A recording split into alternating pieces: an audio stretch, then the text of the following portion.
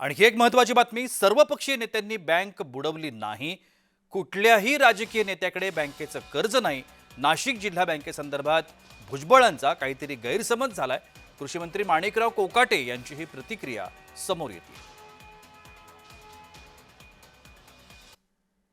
नाही, निवडणुका घेऊ नये या मताचा मी सुद्धा आहे. निवडणुका बँकेला परवडणाऱ्या नाही आहेत. नंबर एक. नंबर दोन, सर्व पक्षांच्या लोकांनी बँक संपवली वगैरे असे आरोप चुकीचे आहेत. भुजबळांचा कुठेतरी गैरसमज केलेला दिसतोय. असं काही झालेलं नाही. कुठल्याही राजकीय पुढाऱ्याकडे बँकेचं कर्ज येणं नाही. बँक त्यांनी बुडवली असं म्हणता येणार नाही. काही गोष्टीमध्ये चुकीचे निर्णय किंवा अनावश्यक या ठिकाणी कर्ज वाटप या ठिकाणी झालेलं आहे.